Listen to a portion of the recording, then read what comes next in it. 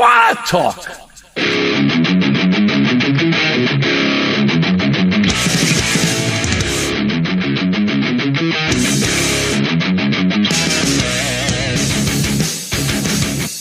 Hey, welcome to I Want to Talk. I'm here. My guest this week is a veteran named Jesse Gould, who I don't know a lot about, but trust me, I know enough about him that I wanted to speak to him, and I know enough about him that you want to hear what he has to say.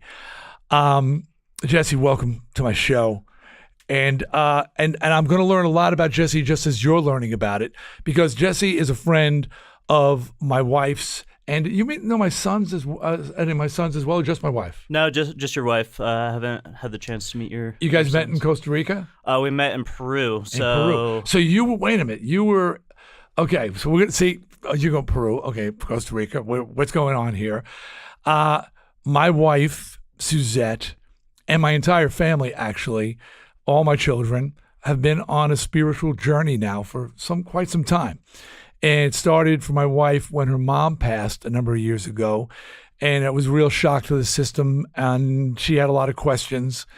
And then a few years later, and you may have heard a lot of these stories probably, her brother was murdered. And a few years after that, another brother committed suicide. So in a very short amount of time, my wife suffered tremendous loss and needed answers, needed to know what was going on out there. And she started on a journey that my children have followed her on. They're grown children. And part of this journey, and I say, it was sort of almost the pinnacle of the journey, was going to Peru to do ayahuasca. And this is where she met you. Correct. Don Howard. Yes. The ayahuasca master, or ayahuasca. I think, was he an ayahuasquero or just? Yeah, he's a shaman. Yeah, shaman. That's the word. See, I don't know the words. Jesse will tell me the words. And I'm going to skip a lot of parts here, and we may come back to it because it's really about why Jesse's here. And when my wife went there, and you've heard things, Rogan has talked extensively about ayahuasca, and it's a plant. It's a medicine plant. Correct my terminology. I'm the observer in my family. All of my 4 children and my wife are all on the spiritual journey. They've all done ayahuasca. They've done, they've expanded their minds. They've expanded their vision. And I am the one who's plugged into the matrix, financing everything. But I also, I'm very supportive of their journey, but a lot of it has to do with finding the truth about life and the truth about, who we are, where we are, what we are, why we are. And I always say I don't really want to know the truth. I'm really happy with the truth I'm in. I'm a rock star with a hot wife, and I'm rich. So if this is the Matrix, don't fucking unplug me ever. They want to be unplugged. My wife goes, I would not want to live like that. I want to know the truth. Fine. Continue on your journey, my love. See if you're plugged in and find out the truth. But on that journey down to Peru in the deep, and that ayahuasca trip, and Suzette has been on a few now, which are a lot more lightweight. Have you noticed big changes in her since she did her initial ceremony? Thankfully, no. No. I mean, I was really afraid she was going to come back with a shaved head and flowing robes. Right. And I don't. I want her to find the answers, and I want her to discover her truths. But I don't. I'm deeply in love as we've been together 42 years. So with this woman, and I don't want a different woman to come back. So I was a little fearful, but I mean, certainly I've seen some major changes in her health-wise. Right. She's all very healthy, but we work with a nutritionist, and she had some stomach issues, some things, parasites, things like that she was dealing with. And when he did her blood work after her journey, the ayahuasca, he said it was like a different human being. Her blood work had changed just completely, and he was stunned. Like how does that happen? Cody, my son, who you have not met, well, but he went down to Peru prior, him and my son Shane, before Suzette went down. I don't think I would have been so ready to let her go down there by herself into the deep jungles. This was a trip, man. Right. And you went down there.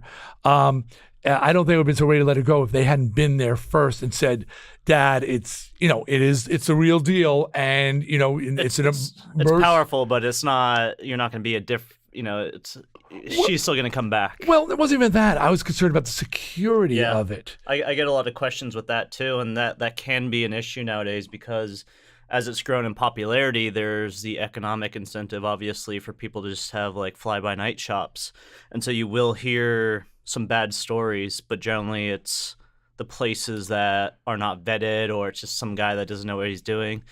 But the places that are like secure, like the place that we met with Don Howard, Spirit Quest in Peru, he's been doing it for a while. That was key. And there are some places, and we're going to get to the reason why this vet was on this journey, because his reasons were different.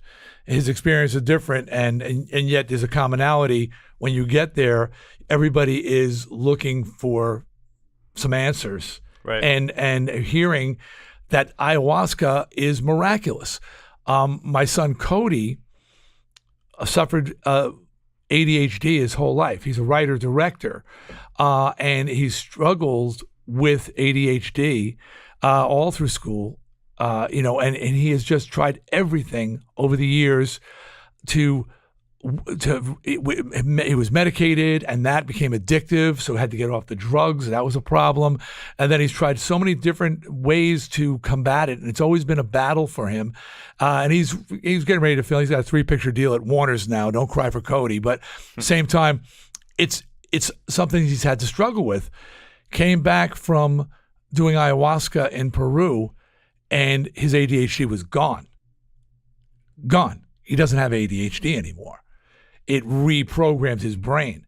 He had a brain mapping done before he went down and after.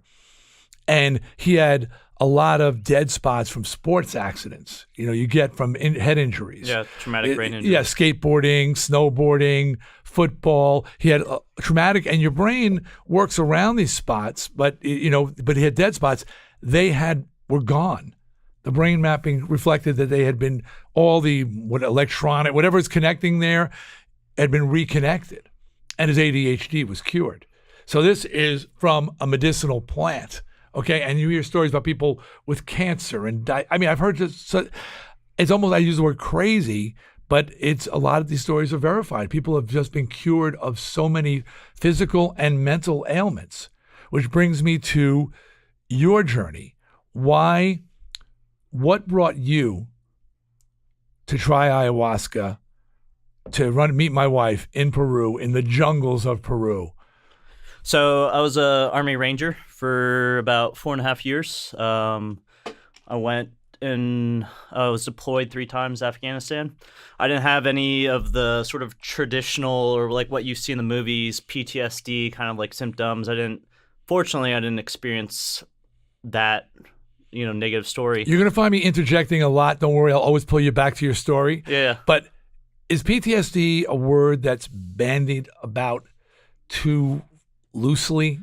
It is. Or too quickly sometimes? But I mean, that's kind of the problem with psychology as well, is that we don't fully understand these causes. So PTSD is a very broad spectrum diagnosis, and it can be from all sorts of stuff. It can be from trauma that you've seen. It can be even from head injury. And that's what they're discovering now, is a lot of these symptoms that have previously been diagnoses with like psychology is actually because of traumatic brain injury. So my own experience, I was a mortar with the Rangers, and I was just around a lot of concussive force, just because you're shooting off mortars and you're around a lot of explosions and breaches and all that other kind of stuff. And so when I got out, I was still fully functional, and on the outside you wouldn't necessarily be able to tell, but there was something I was like missing, or like something that was holding me back. And that's with your question, that's the problem with a lot of veterans is that they don't want to say that they have PTSD. They know something's off, but they don't want to be like the Hollywood like. Well, that's crazy. interesting what you said. I hate to compare. The word autism is used, and it covers a broad spectrum of mental conditions. Right. PTSD, by your description, sounds like it also covers a broad spectrum of mental issues. Right. Like it pops in my mind because of that fucking asshole who just shot up the club here in California. We're in California right now, and they immediately, said, "Oh, it started PTSD started being bandied about because he was a veteran and had served." And do you think that's too quickly jumped on as a cause, or is it reasoning? I mean, it's probably true, but how many guys with PTSD are shooting the place up? Exactly. Like he also has to have like other things wrong with him to get to that point. Just because you have generally like PTSD, and what I was saying is a lot of veterans come out and they're just like myself, just are almost like being dragged, like have like a weight, and there's just something you can't overcome. It's not like what you'd see in the movies, or unfortunately with this guy, where all of a sudden you become this like crazy person and you're like threatening your wife at night. Like that's Right. a very minute, small amount of cases, and that gets overplayed, and so then that stigmatizes other people from getting help because they don't want to be associated with that. Nobody wants to be like the veteran associated with this asshole Right, and that one particularly, and it was just, I thought was awful because it is beyond the exception, not the rule.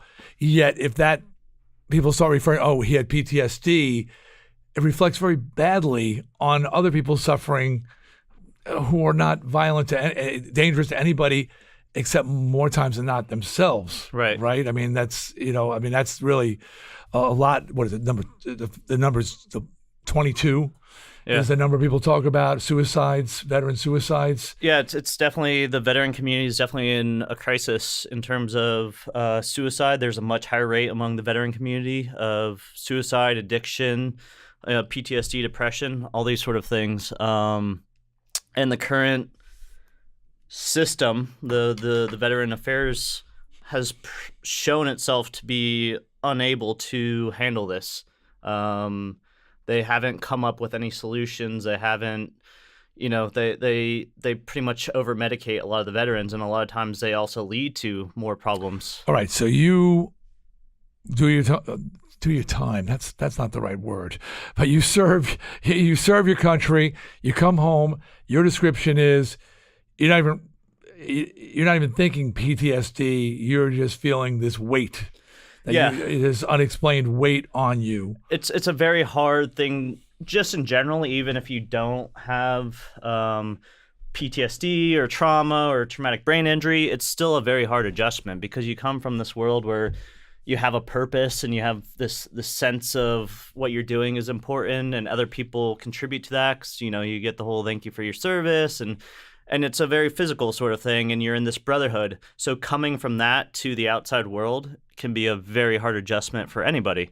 And so I was in corporate finance afterwards, and I just found myself, like I said, with this sort of weight, but also just unstimulated, unchallenged. And I was, I've had anxiety for a while, but I also was going into like depression, stuff like that, and nothing I could do would get me out of that. I just had to live in this world, and I was like, something's wrong and I don't know how to fix it. And did you try, and I'm not saying this in a positive way, but did you try medications or pharmaceuticals, or was anything offered to you? Did you see anybody about this? So like I checked out what the VA had to offer in terms of their mental health situation, and I went to one of their psychologists. And so I told her, we had this like brief discussion, and I was like, hey, I'm having this issue. Like I have depression, I have anxiety. I've been trying, like in the morning, I meditate, I journal, I exercise regularly, I have a good job. I try to cook, I eat healthy. And she just looked at me and handed me this list. She's like, I don't really know what we can do for you. Like you pretty much just checked off all the list of what we recommend to people. And she's like, you can do like group counseling, but generally that's like for much more severe cases, and she's like, I can have you see somebody, they can give you medication. But off the bat, I was, So they were off. So medication is offered to you. Yeah. So now now you are not the average. Suzette's told me enough about you that I know that you're not your average vet, for lack of a better word. And do a lot of the vets take the pharmaceuticals? I mean, just as an easy. I don't want to say it's an easy out. Please don't misunderstand that. But it's just like we have this trust in doctors, and you have to. They're the experts, and that's but they're and that's sort of the betrayal of the system. And it's not necessarily their fault, but that's how they are trained as well. But we do know now that that they are guided by pharmaceutical companies, right? And they are encouraged, pushed, lobbied, directed, taught. They're taught that this is the way we do it, and they don't open their minds to alternative medicines, which is something we're going to get to, because this ayahuasca is clearly an alternative medicine. So most people vets in this situation, do you find that they take the prescription and say maybe this will help? Yeah, I mean, a lot of them. If you look at the internal statistics of the VA, when they say that they're being successful, their way of determining that is how quickly they can get to respond to a veteran, which is good. But then if they can get them on a prescription or medication within a certain time frame, then they're like, oh yeah, we're doing good in comparison. So you go, you seek counsel. They tell you, hey, you're doing everything right. You're not an extreme case. You're functioning. You're a functioning person with PTSD. If there's on the spectrum, so to speak. You're not that guy who's sitting alone in his room with a gun in his hand, right, thinking about whether to use it or not. You're working. You're playing. You're eating right, living right, trying to do the right thing. From the outside perspective, completely 100%, healthy, normal. Right, but something's wrong. And they say, and she doesn't shove them down your throat. She says, if you want, there are medications we can give you. Right. And you go, no. Yeah. Yeah, I mean, I've never been about medication from that perspective, just because I've done research into it. And they don't even necessarily know how well it works. There's been a lot of, so SSRIs are kind of the go-to medication for depression, and so it's selective serotonin reuptake inhibitor. So it pretty much just masks or blocks your brain from certain aspects, which can help some people, but there's been studies that show that they're not some of them aren't necessarily much more effective than placebo, so placebo being just, if you think something's going to work, you can kind of. So are you researching this stuff on your own? Yeah. So take note. I'm pointing to the camera, and I forget that some people they watch this and other people are just listening to it. So I was listening back. Just by the way, a little aside, they say, hey, how do you know if you're good for radio or good for podcast or whatever? Well, first things first, you have to like the sound of your own voice. You got to love hearing yourself talk, because if you're doing it right, you got to go back and listen to what you did, and that's how you learn from your mistakes. So I was listening, and because it's on camera, I keep this certain, because I've been doing radio 25 years, but I've gotten lazy. So when you do radio, you've got to describe everything. Now I just point to the camera and go, or hold something up. No. So you got, but the point here is Jesse took it upon himself to do his own research, to look into these things, to not just take, not talking about just take medication, but just because people tell you this is the way it's done, or this is what you should do, you got to look into it. You got to know what you're getting into. And these pharmaceuticals, they're always kind. We just watch the commercials on pharmaceuticals. I can't believe the words they're saying when they're running off of the possible side effects. Exactly. And death, okay, firstborn sacrifice. I mean, you go, what? Did they just say my firstborn sacrifice? It's but they just say everything. And you're like, holy crap, how could I ever put this into my body? So you're you're trying everything. And you look at one of this, or like some of the side effects. There's another study that shows that a lot of these medications that they prescribe for PTSD increase the rate of violence and suicide ideation. And it's not causation, there is a correlation right now between when they really started prescribing these medications and the uptick in veteran suicides. Like I said, I can't say that there's a cause there, but it is something that should be looked into of like. All right. So you say, well, okay, I'm doing everything on the list. It's not working. It's not helping. I'm not going to take the pills. So now where does this bring you on your journey? So me personally, we're kind of similar in the fact that this was never on my radar. I've never done psychedelics before, never smoked pot. I drink, but no other sort of drugs or anything else. It was just completely not my personality. You and Suzette must have bonded over that. Yeah. My wife never drank or did any drugs in her life. And suddenly she goes, I've got to go do ayahuasca. I'm like, and these are, they're plant-based, natural psychedelics, for lack of a better word. But certainly they take you on that kind of a journey. Correct. And it's like, so you had never done any of that stuff either. No, so this was my first sort of like foray into any of this sort of thing. And initially I was put off. So I heard about it because it's gaining more traction in the media. And I think I heard... Where did you hear about it first? I think probably the Joe Rogan podcast. Rogan, God, that fucker's got so many listeners.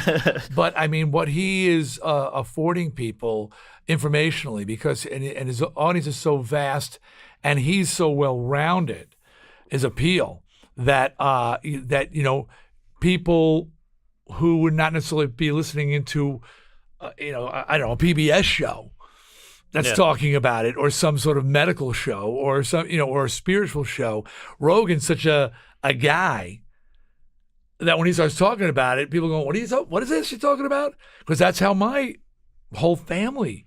It was a ripple effect, because not my wife doesn't listen to Rogan, but my sons do. Right. And they heard about Spirit Quest. I think they heard Don Howard on a Rogan podcast. Was he on there? Potentially. When I went to Spirit Quest, like a lot of them were driven because there's this guy named Aubrey Marcus, and he is the CEO of this other company, and he's friends with Joe Rogan, and so he's big on sort of the spiritual journey, using like the plant medicines and that kind of stuff. Yeah, so maybe it wasn't Don Howard, but certainly it led you and my wife and my sons to Don Howard's Spirit Quest. Yeah, and so originally I was very skeptical. Like, I'm sure a lot of your listeners are probably right now thinking like, oh, this psychedelic, this is going to get weird and stuff like that. I was in the same boat, and I was skeptical because a lot of people I've interacted with that have done psychedelics recreationally, they would have these false, profound sort of realizations, and I'd talk to them. I'm like, okay, that's cool for you. Yeah. I don't need that. And so originally, when I first heard about it, I was just like, oh, this is not for me. But it planted. Now, if listeners, if it's not registering to you, I just told you two people who've never done a drug in their life. A son who was who ADHD disappeared after doing it. A wife whose blood work was completely changed, and her stomach problems they could not get rid of. Now, my wife's very healthy, but she just had these problems, and gone. Okay, so you got to be at least going, what is this shit? Because that's certainly what I'm going. So now, what was it on Rogan's podcast, or when you heard people talking about it, that made you think this might be able to help my situation? Were they talking about people with PTSD? No, not at all. It was just kind of my own journey. But just through research and hearing about it, it planted that seed.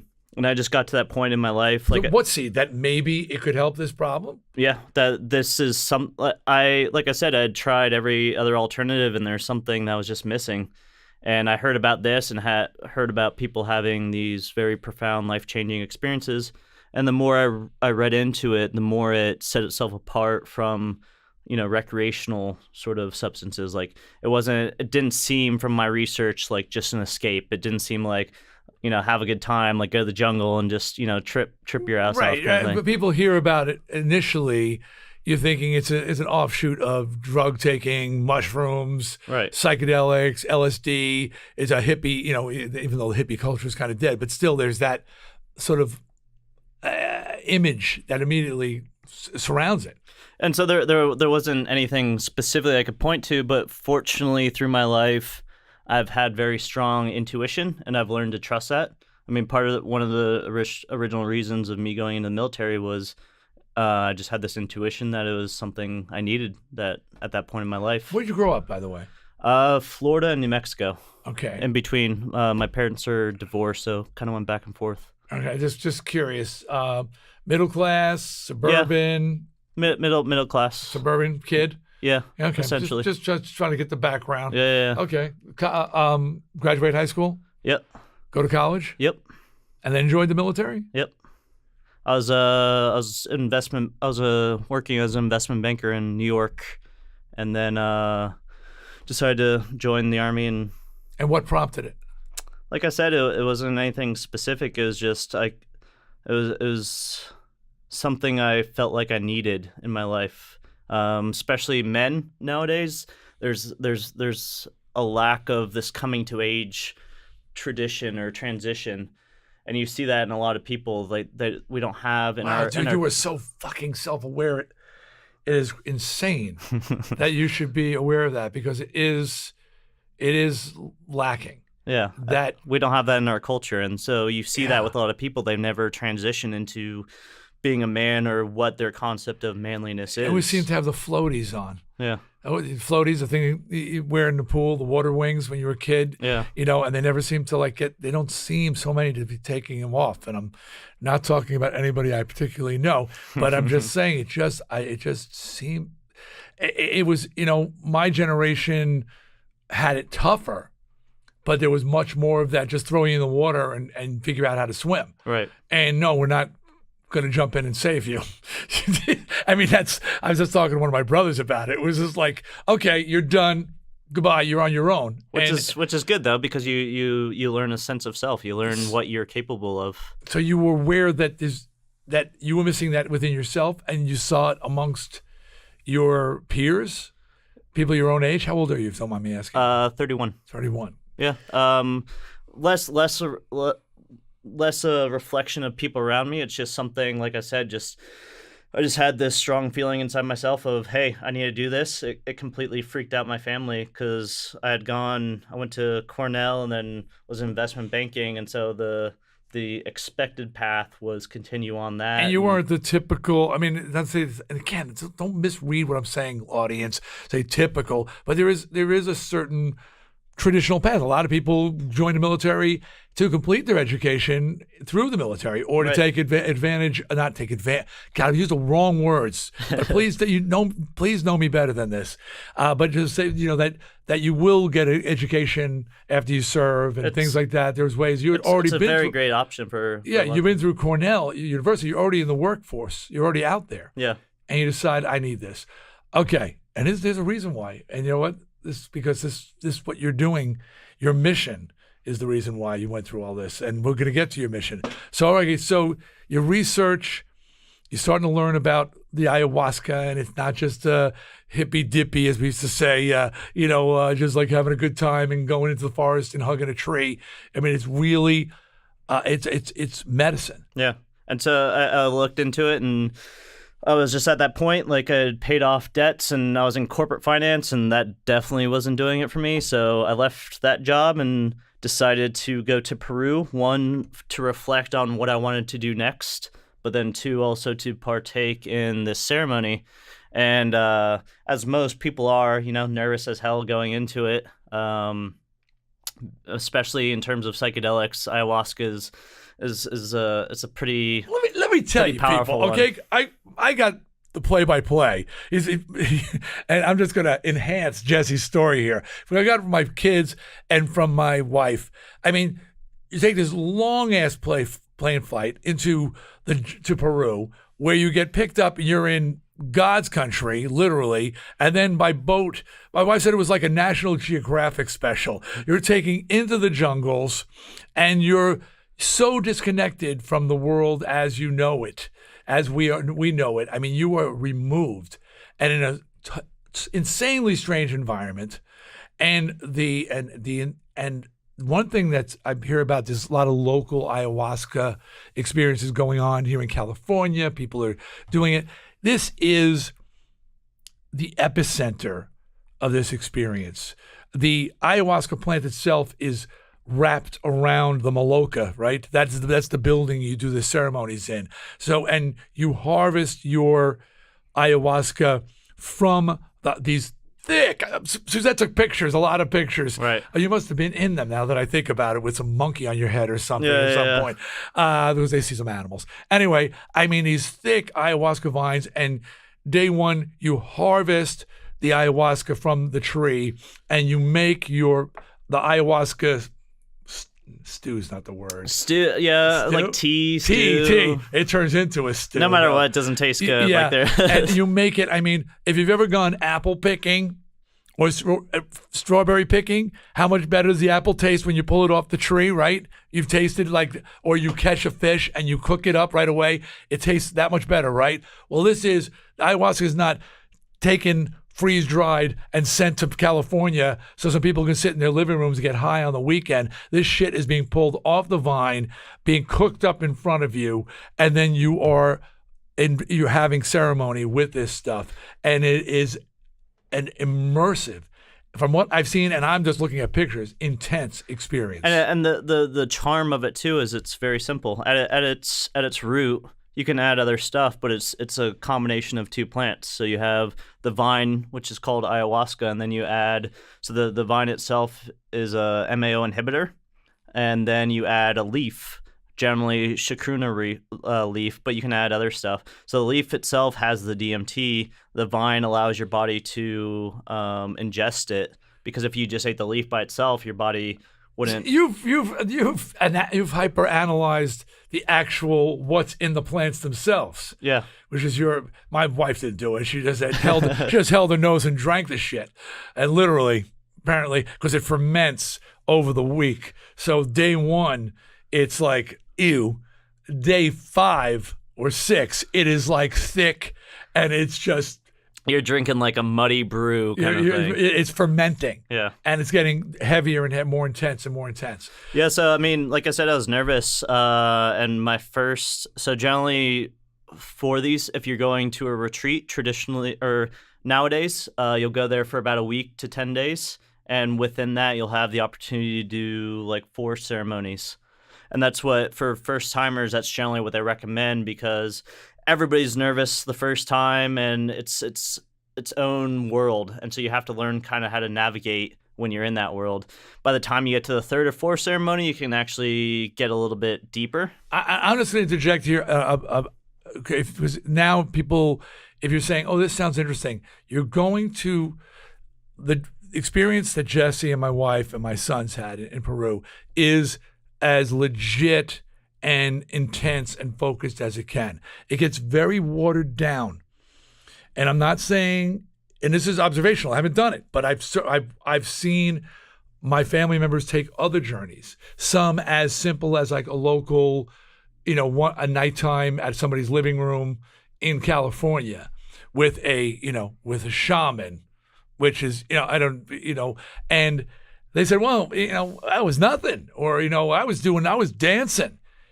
And that is not a true ayahuasca experience. So if you're going to get involved in this, if you're thinking about it, because when you hear I've heard some of the benefits already, just realize that you're going to see there's a lot of things offered out there. Yeah, and do your research. It's like anything else. Do your research. Where you're going and stuff like that. It's a serious thing, and you should. I think you got to commit. I think to get the results. But going back to you, so you do it. Do you find now? There's others vets down there. Suzette said there was a few people. There's another vet who's actually my roommate, coincidentally. This was the dark guy, was it? There was one guy down there who Suzette ran into, and I'd like get because they actually internet is everywhere. So at night she could call internet, and she said it's this guy, and he just corners me and just keeps telling me very dark, evil, awful stories. Yeah, there's a guy that he was nice, but he also was very forward. Yes, you remember that guy. Yeah. Okay, so was he a vet or no? Yeah. He was. So there's other vets down there, but you didn't go with them. No. So other people have arrived at the same place you've arrived, Right. and they're there essentially for the same purpose. Yeah. Did you find solace? Did it help you? Yeah, so my first ceremonies completely kicked my ass. And so one, it was very hard, so it gave me respect in terms of that. You know, I feel like if it was easy, then I wouldn't have come away with the same appreciation. But almost instantly, the realization... One of my sons had a experience in LA, and he said, it was his first experience. He goes, I was great. I was running around helping people. I was doing backflips. Yeah. And Suzette and my other two sons looked at him and said, that's not ayahuasca. Yeah. You were standing up? You weren't doing ayahuasca. Whatever you did, it was not ayahuasca. You were literally practically paralyzed. You're just out. Yeah, for me, it was like a very physical experience. It was very hard to like sit still, and it just like felt like something was wrong, but that's because my brain is very controlling, and part of it is if you fight it, then it'll fight back. And it's the whole thing is about allowing the experience. And so I had to learn how to just allow it and come over me. And then once I was able to get to that point, then it was a very nice experience. But almost immediately, the realization came to me that this should at least be known by veterans. And what about the other vet that was your roommate there? Did he also find, solace is the word I keep coming to, but from the experience? He did relief. Yeah, he definitely did initially. He unwound a lot of baggage, and so something we will talk about too is when I send vets to this therapy. I have to gauge their personality because. All right, so wait a minute. This is why I'm here. So because you got to slow this up. So you come away going, this helps. Yeah. This helps. It's natural. It's real. It's not. It's not something you're going to. It's not addictive. And so you come away saying, I've got to share this information. It's like what I was just saying. It should at least. I know a lot of buddies who are suffering, and they should at least know about this. I would never say you need to go here. I'll never push it on anybody else. But just having the understanding that this is potentially a tool. Right now, through like the VA and stuff, a lot of people are taught that their PTSD is something that they can't heal from. They just have to learn how to live with it.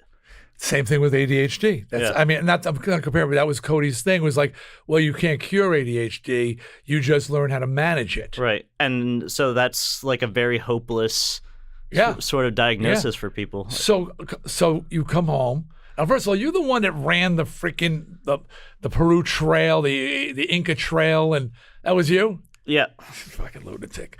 We went after Suzette went. I went and met up with her, and we went to Machu Picchu, which is in Peru. I flew down there, and she was telling me, one of the guys, it is the Inca Trail, and the Inca Trail is a 3-day hike for most people that leads you to Machu Picchu. Right. Yeah, and she goes, one of my friends is jogging it, and he did it in a day. So it was kind of like the Inca Trail. It's called the Salcante, and it's another trek that people can do, and it generally takes like 4 days if you do it with like a guide, and you camp along the way. And one, I didn't have a lot of time, and two, I'm kind of stupid about that kind of stuff, and so the idea crept in of, maybe I can do this in a day.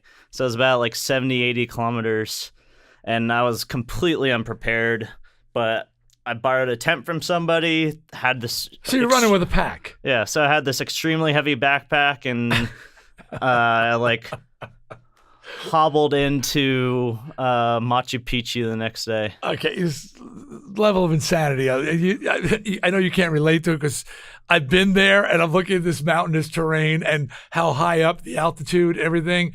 And we took a train to get there. I took a train back. I gave my feet some rest. You earned it. But you come away, and how do you? So now can I say you're on a mission? Yeah. Okay. So how do you? So what does your analytical brain tell you? How am I going to get this information out there? How are you going to convince people who view this kind of thing as irrational by nature? So taking a plant and getting better. That seems like right. It seems like stupid to some people. So immediately I did research just because, like I said, I had this immediate sort of sense of like, hey, this at least needs to be known more among my friends. So I did research, and there was actually precedent of it being used to treat depression, PTSD, all these sort of stuff. Then I went to a lot of my Army buddies. Yeah, just, again, interjection. A lot of people there, my wife's experience, people with depression. Yeah. So vets are there, just people suffering from depression, people suffering from illnesses. It's amazing. They recently just did a double-blind study in Brazil and showed it's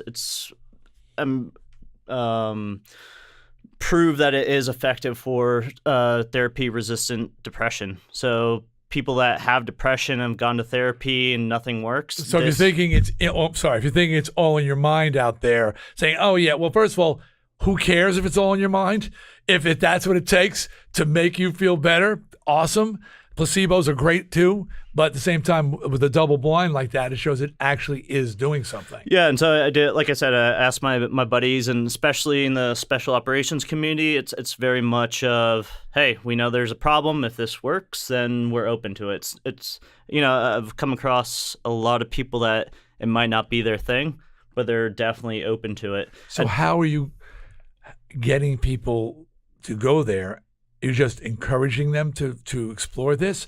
What about the economics of it? So the foundation, so it's called Heroic Hearts Project, which is what I started. And so Repeat the name of that? Heroic Hearts Project. Heroic, okay. And so what we do is, one, provide information to the veteran community, to the community at large, but two, we also help facilitate veterans going to ayahuasca retreats in either Peru, Costa Rica, Colombia. And have you now? I got to slow it up, man, because I got to get the information. I want people to know the story. So you go singularly for the experience. That's how long ago? About 2 years ago. 2 years ago, right? Yeah. So you come back and you go, I've got to share this with others. You start the Heroic Hearts Foundation Project. And have you already been getting people out there? Yeah, finding people that need help is not the problem. Financing the people that need help. So, I mean, there are a tremendous amount of vets that need help, and so part of my application is what got you to this point, and the vast majority of them have tried everything the VA has had. Now, to are you offer. shoving these applications in their face, or are they finding you? No, they're finding me. Like I said, finding veterans is not the problem at all. They find me. How are they finding you? This organization is only 2 years old. Just Google searches, or I'll do outreach. I've done some. Well, I'm hoping some people are going to share on this podcast with people they know. Okay, and so you got the financial. What about the psychological? That's the right word, but that's sort of convincing people to take this chance. To take this choice. That's not my job, is to convince people at all, nor would I ever want to do that. Do you get people saying, convince me, or I heard about this, but I'm unsure about it? So if they say that, I'll talk to them and give them the facts, and right. I'll say that this is not for everybody. Like you were telling me, it's not for you, and you're not seeking that, but you are happy. Members of your family have gotten healing out of that. Oh, yeah. Plus, I would tell anybody and everybody what I've seen with my own eyes with my family and people in their circles to say this is something for certain people. Right. With certain needs. And so it's just providing the Not information. rock stars with hot wives and great bank accounts. You don't need that. So for me, it's just presenting it as it is. It's a tool. I'll go over like, hey, there's this research that shows this. It's not for everybody. So a lot of people are like worried about like the dangers of it. That you can easily mitigate that. The main dangers are what we were talking about earlier, either just finding like a fly-by-night shop and somebody that doesn't know what they're doing. So okay, so dangers, okay, and there are concerns with some people. You're going into remote places where if it's not a secure situation, you could be ripped off or whatever, right? I mean, right. And so the place Suzette and I went and met by Don Howard, and he's been doing it for 20, 30 years. It's one of the most established ones. Never had any. Have you heard? I know he wasn't feeling well. Yeah, he was having some kidney problem. I think he's recovering. Is he back in action? Because the whole setup down there seemed to exist around him. Yeah, I don't think he's doing public retreats right now. Okay. I think he's just trying to focus. There are others. So we keep mentioning Spirit Quest.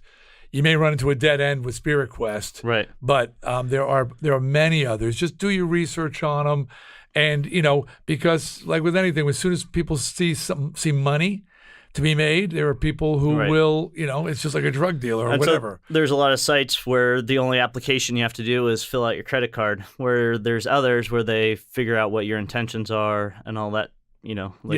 Actually, you got to do your research, especially anytime you're traveling out of the country. Okay, so back to and briefly, just for people that are concerned, it is a very powerful psychedelic, and you have that was a point I wanted to make. Is there any like concerns, like pharmaceuticals, death, diarrhea? Diarrhea is definite, by the way.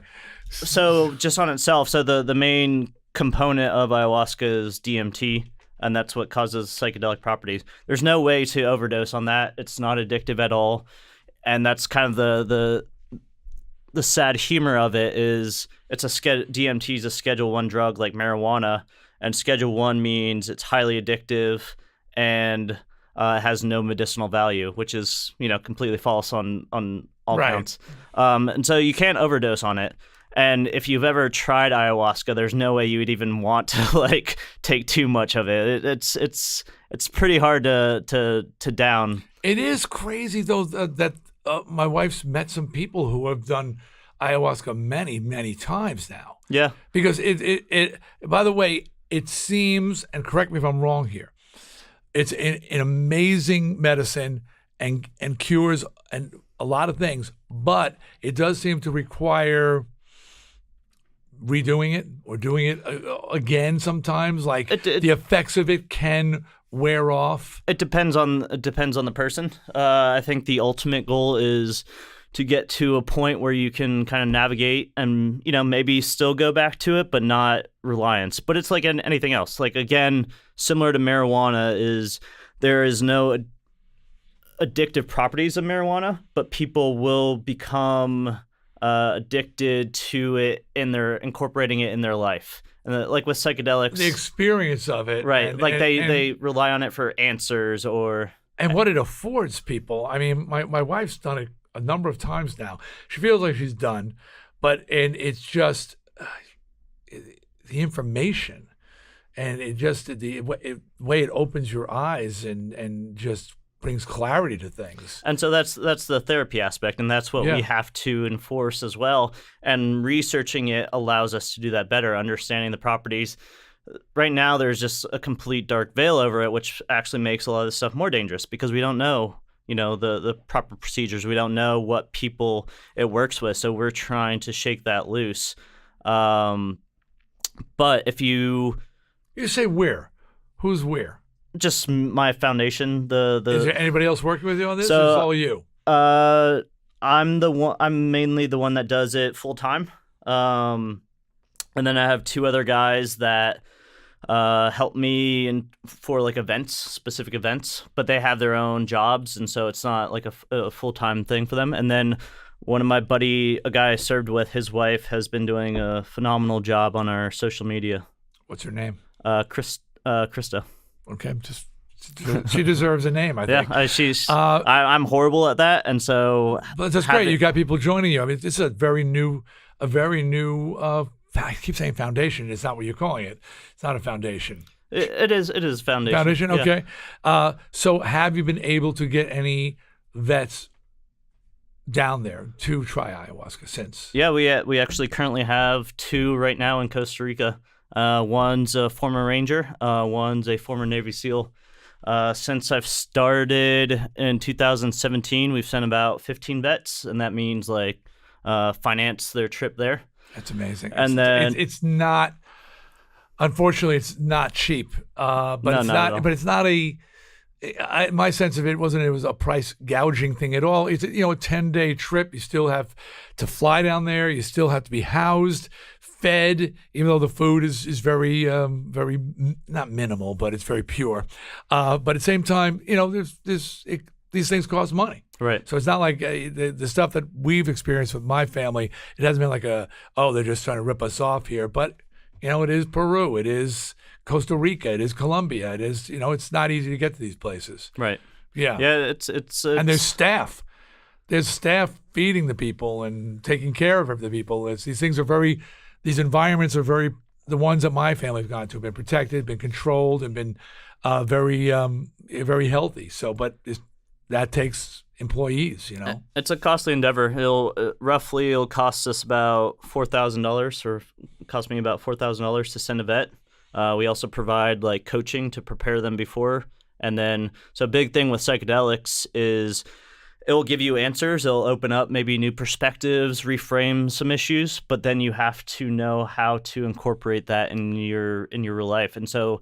The integration into going back into society using what you learned is even more important oftentimes than the psychedelic experience itself. And you said 15 guys, or all guys, girls? One girl. One girl. And their experience, their results? Overall, yeah, very good. It varies, but depending on the individual, some will have completely life-changing thing. Some it'll give them new avenues to approach their life. Can you say they all came back feeling this helped? Yes, and that's solid results. 3 of them were on medication. They're no longer on medication, which I think is a huge success. But it depends on the individual. So one guy I've sent.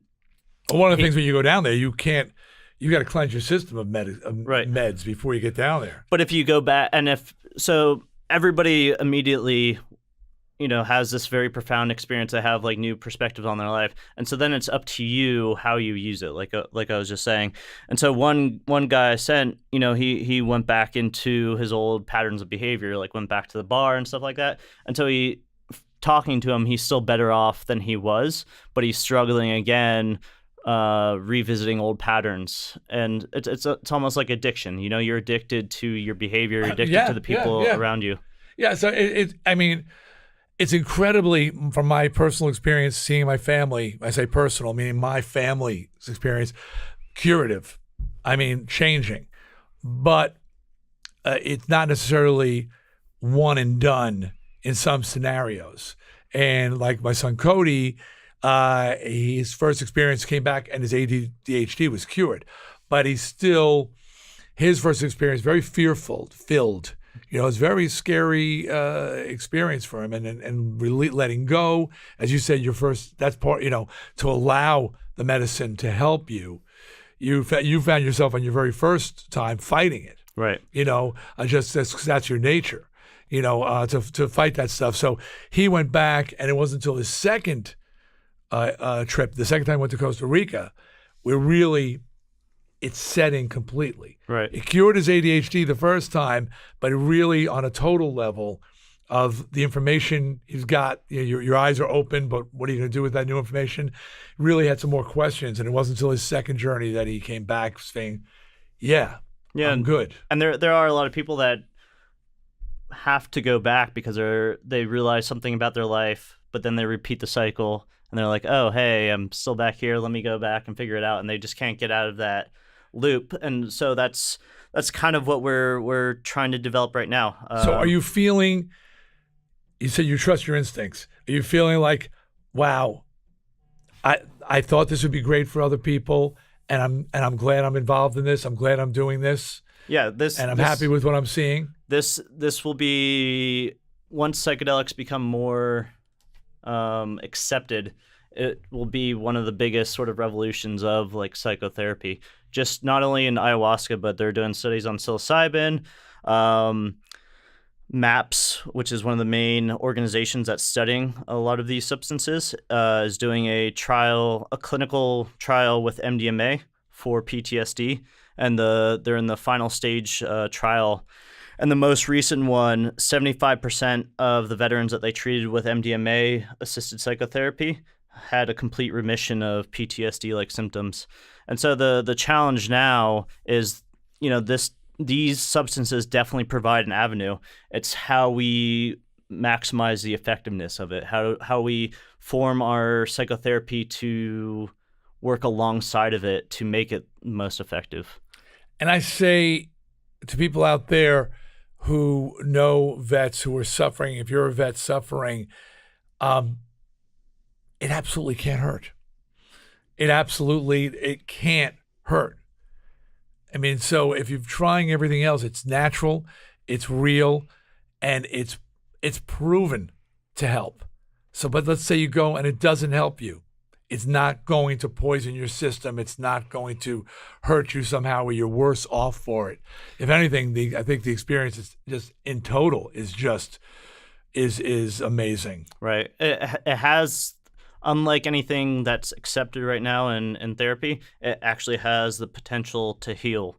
So you have, this great thing, you can potentially heal, you can potentially get over a lot of your depression and all that kind of stuff. If it doesn't work, then you just went there and had a great retreat. Yeah, it's a unique experience. Yeah. So let's finish up just by telling people the name of your organization, how they can contact, email, whatever you want to give out information-wise, website, whatever. Yeah, so it's called Heroic Hearts Project, and the website is heroicheartsproject.org. We have social media. You can find us on Instagram just by searching that out. If you know a veteran that is suffering or that may be interested, just send them and have him or her send us an email, and I will probably personally contact them and at least give them more information and talk through it. It might not be for everybody, but like the original intention is this should at least be an option for many. Look, Jesse's personal experience was so great that you've now dedicated your life to trying to help other people. Right. It's like changed your whole life's course. That's pretty amazing event in your life to have your life. You didn't go down there with the idea like, wow, I've got to start a foundation and help others. You went down there hoping to find some help for yourself, and upon your experience, now have made this your life's work. That's a statement in and of itself. Right. So, dude, thank you for what you do. Thank you for what you've done. Happy Veterans Day. Belated was yesterday, but Dee, thank you for your service. I appreciate it. Thank you for providing me this platform to talk a little bit about this. Yeah, and share this with people. This is important information. See you next time on I Want to Talk.